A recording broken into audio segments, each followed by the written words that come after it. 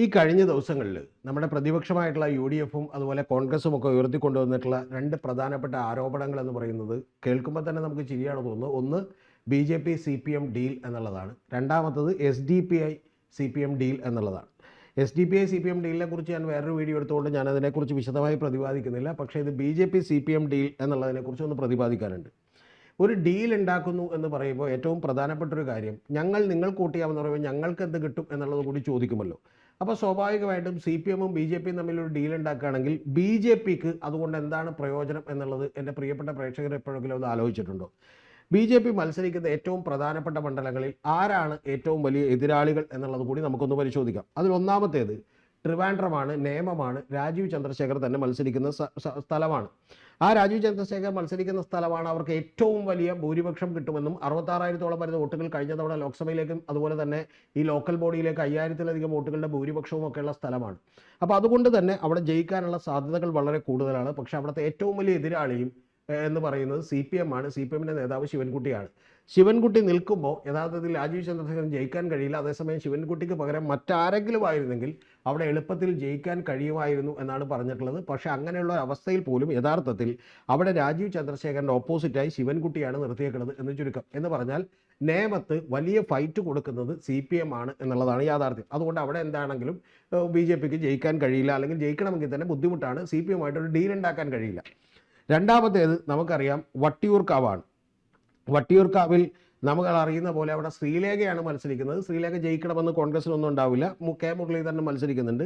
യഥാർത്ഥത്തിൽ K മുരളീധരനും VK പ്രശാന്തും തമ്മിലാണ് മത്സരം. അവിടെയും പക്ഷേ VK പ്രശാന്താണ് മത്സരിക്കുന്നത്. CPM-ന്റെ കാൻഡിഡേറ്റ് ആണ്, നിലവിലുള്ള MLA ആണ്, വലിയ ജനകീയനായിട്ടുള്ള MLA ആണ്. അദ്ദേഹം ജയിച്ചു വരാനുള്ള സാധ്യതകൾ കൂടിയുണ്ട്. യഥാർത്ഥത്തിൽ അവിടെയും ഒരു ഡീലിന് പോസിബിലിറ്റി ഇല്ല.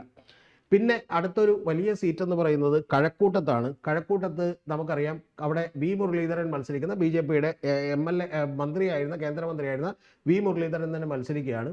അപ്പോൾ കഴക്കൂട്ടത്ത് അവിടെ മത്സരിക്കുമ്പോൾ എല്ലായ്പ്പോഴും രണ്ടാം സ്ഥാനത്ത് അദ്ദേഹം വന്നിട്ടുണ്ട്. കഴിഞ്ഞ തവണ അദ്ദേഹം മത്സരിച്ചതാണ്. അവിടെ മത്സരിക്കുന്നത് ആരാണ്? CPM-ന്റെ കടകംപള്ളി സുരേന്ദ്രനാണ്. യഥാർത്ഥത്തിൽ CPM കടകംപള്ളി സുരേന്ദ്രനെ മാറ്റിയിട്ട് വേറെ ഏതെങ്കിലും ഒരു സ്ഥാനാർത്ഥിനെ ഇട്ടാൽ യഥാർത്ഥത്തിൽ പുഷ്പം പോലെ അവിടെ സുഖമായിട്ട് V മുരളീധരൻ ജയിച്ചു കയറിയേനെ. പക്ഷേ അത്തരത്തിലുള്ള ഒരു സാധ്യതയും അവിടെയില്ല. അവിടെയുള്ളത് ശരത്ചന്ദ്ര പ്രസാദിനെയാണ് ഇട്ടേക്കുന്നത്. അപ്പോൾ ഇത്തരത്തിൽ ഒരു വലിയ തോതിലുള്ള ഫൈറ്റുകൾ ഈ മണ്ഡലങ്ങളിലെല്ലാം കൊടുക്കുന്നത് വളരെ കൃത്യമായി പറഞ്ഞിട്ടുണ്ടെങ്കിൽ CPM ആണ് എന്നുള്ളത്, അല്ലെങ്കിൽ ഇടതുപക്ഷമാണ് എന്നുള്ളത് നമുക്ക് കാണാൻ കഴിയും. നേരത്തെ പറഞ്ഞ നേമത്ത് ആകെ ശബരിനാഥൻ ഇട്ടിട്ടുണ്ട്. പക്ഷേ ശബരിനാഥൊക്കെ ഒരു ഡിസ്റ്റൻറ്റ് തേർഡായിട്ടായിരിക്കും ഫിനിഷ് ചെയ്യുക എന്നുള്ളതാണ് ഏതാണ്ട് ഏറെക്കുറെ നമുക്ക് മനസ്സിലാക്കാൻ കഴിയുന്ന ഒരു കാര്യം. ഇനി അടുത്തത് കൊല്ലത്തുള്ള ചാത്തന്നൂർ എന്ന് പറയുന്ന മണ്ഡലമാണ്. ഈ ചാത്തന്നൂർ മണ്ഡലത്തിൽ വലിയ നേട്ടമുണ്ടാക്കാനായിട്ട് BJP-ക്ക് കഴിഞ്ഞിട്ടുണ്ട്. പക്ഷേ അവിടെ CPI ആണ് മത്സരിക്കുന്നത്.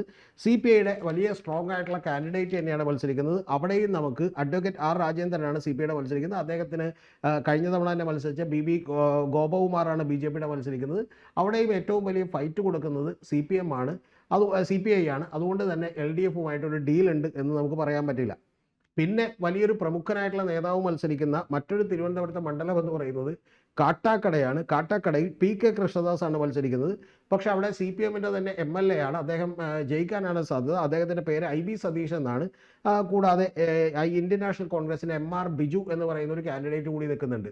കേൾക്കുമ്പോൾ തന്നെ നിങ്ങൾക്ക് മനസ്സിലാവും യഥാർത്ഥത്തിൽ കാട്ടാക്കടയിൽ വലിയ മത്സരങ്ങളിലൊന്ന് PK കൃഷ്ണദാസും അതുപോലെ IB സതീഷും ബിജുവും ഒക്കെ തമ്മിലാണ്. അവിടെയും ഏറ്റവും വലിയ ഫൈറ്റ് CPM ആണ് കൊടുക്കുന്നത് എന്നുള്ളത് നമുക്ക് കൃത്യമായിട്ട് മനസ്സിലാവും. ഇനി ഇതെല്ലാം കഴിഞ്ഞു വന്നിട്ടുണ്ടെങ്കിൽ നമുക്ക് ആകെ പറയാൻ കഴിയുന്ന ഒരു മണ്ഡലം എന്ന് പറയുന്നത് പാലക്കാടാണ്.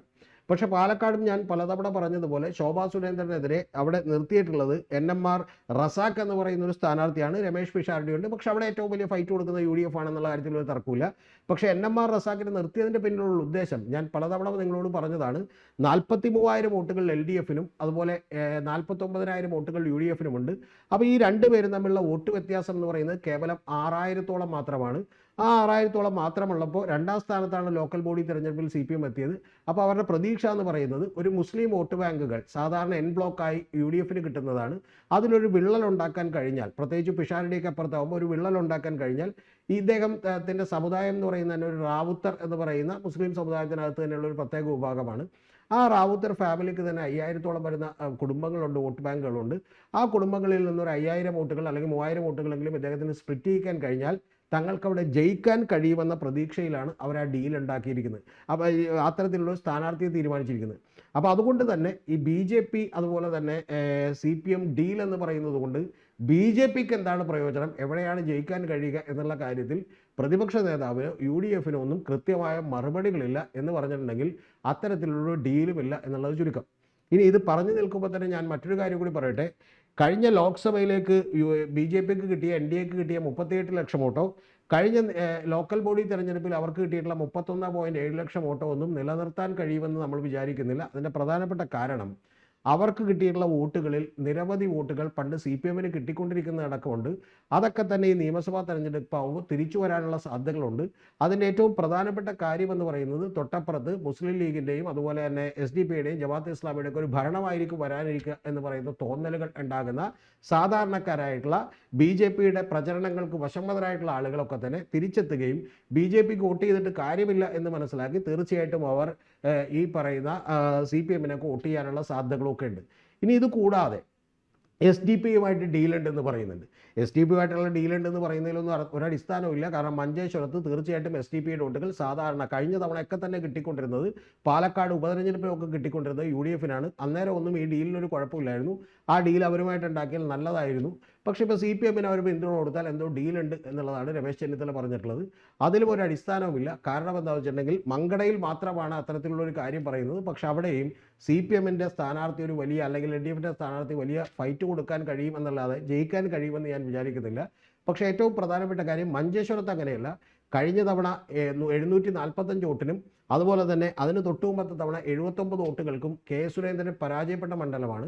അവിടെ തീർച്ചയായിട്ടും UDFന് SDPയെ പിന്താങ്ങിയില്ലെങ്കിൽ 7500 വോട്ടുകളുള്ള SDPയുടെ വോട്ടുകൾ കൂടി പോയാൽ അവിടെ കെ സുരേന്ദ്രൻ ജയിക്കാനുള്ള സാധ്യതകളുണ്ട്. പക്ഷേ ഇത്തവണ വലിയൊരു പ്രശ്നവും കൂടി അവിടെ ഉണ്ട്. അവിടുത്തെ ലോക്കൽ നേതൃത്വത്തിന് ഈ AKM അഷ്റഫ് എന്ന് പറയുന്ന MLAയോട് വലിയ വിപ്രതിപത്തിയുണ്ട്. അതുകൊണ്ട് SDPയുടെ വോട്ടുകൾ പൂർണ്ണമായിട്ട് അവർക്ക് പോകുമെന്ന് നമ്മൾ വിചാരിക്കുന്നില്ല. പക്ഷേ ഇതൊന്നും ഒരു ഡീലിൻ്റെ ഭാഗമായിട്ടല്ല സംഭവിക്കുന്നത്. പല സ്ഥലങ്ങളിലും SDPയുടെ ഒക്കെ നിലപാട് നമുക്കറിയാം. അവർ BJP അധികാരത്തിൽ വരാതിരിക്കാൻ ഓരോ മണ്ഡലങ്ങളിലും ഓരോരുത്തരെ പിന്തുണച്ചേക്കാം. ഇപ്പം നേമത്ത് തീർച്ചയായിട്ടും അവരുടെ വോട്ടുകൾ ശിവൻകുട്ടിക്ക് കിട്ടിയേക്കാം. അതുപോലെ AKM അഷ്റഫിന് അവരുടെ നിരവധി വോട്ടുകൾ മഞ്ചേശ്വരത്തും കിട്ടിയേക്കാം. അല്ലാതെ ഇതിനും അപ്പുറത്തേക്ക് ഒരു ഡീലുണ്ട് എന്ന് പറയുന്ന ആരോപണം തന്നെ വ്യർത്ഥമാണ്. കേരള ഗവൺമെൻറ്റിനെതിരെ വികസനത്തെക്കുറിച്ചും അതുപോലെ അവരുടെ പോരായ്മകളെക്കുറിച്ചും ഒന്നും പറയാൻ പറ്റാത്തത് കൊണ്ട് കൂടിയാണ് ഇത്തരത്തിലുള്ള വിദണ്ഡവാദങ്ങളുമായിട്ട് UDFും അതുപോലെ കോൺഗ്രസും ഒക്കെ ഇറങ്ങിയിട്ടുള്ളത് എന്നുള്ളതാണ് ഏറ്റവും പ്രധാനപ്പെട്ട ഒരു കാര്യം. അതുകൊണ്ട് വാസ്തവം പ്രിയപ്പെട്ട ജനങ്ങൾ തിരിച്ചറിയണം.